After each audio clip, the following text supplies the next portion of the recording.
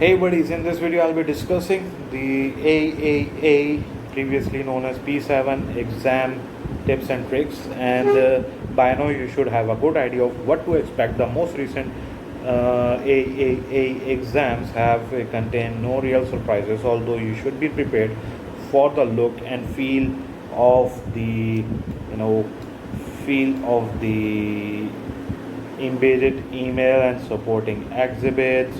If you are setting the CPE, there are resources you should access here. If you were planning to set in June, you should check here for updates. AAA has the following syllabus area: regulatory environment, professional and ethical considerations, quality control, practice management, planning and conducting an audit of historical financial information, completing review and reporting, other assignments, current issues and developments. Section A will comprise the case study worth 50 marks set at the planning stage of the audit for a single company, a group of companies, or potentially several audit clients. Candidates will be provided with detailed information which will vary between examination, but it is likely to include extracts of financial information, strategic, operational, and other relevant information for a client, as well as extracts from audit working papers, which could include the results of analytical procedures.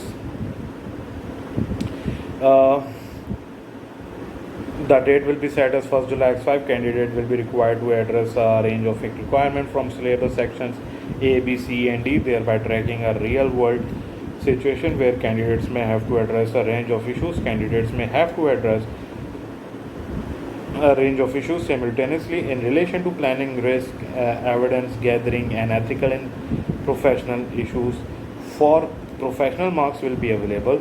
4 professional marks will be available in section A, will be awarded based on the level of professional level with which a candidate answer is presented, including the structure, layout, clarity of the answer provided. Section B will contain 2 compulsory 25 marks questions, with each predominantly based around short scenario. There are no optional question in AAA. Once question A will always be in tested syllabus section E, and candidate should therefore always be prepared to answer a question could adopt, include, but not limited in matters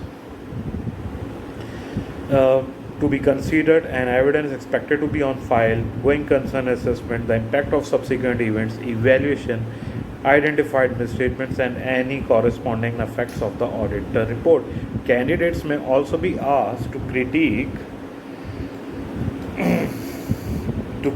an auditor's report or a report which is to be provided to management for those charged with governance.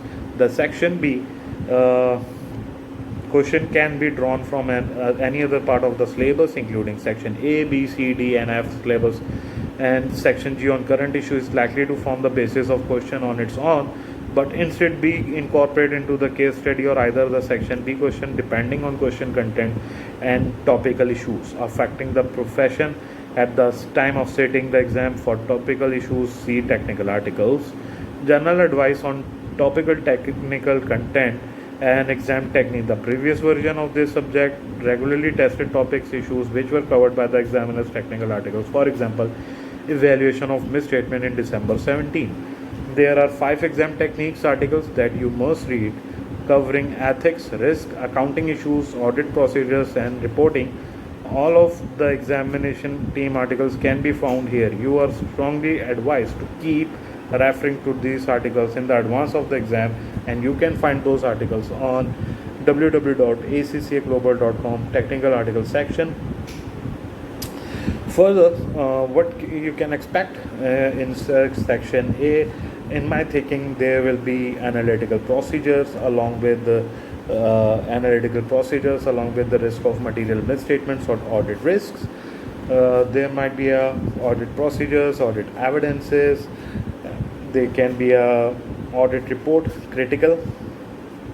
Okay, you have to criticize on the audit report. You can expect a question on it as well, and this can be money laundering, or it can be a due diligence or prospective financial information question in the exams. As far as the accounting standards to expect in this time can be IFRS 16, IFRS 15,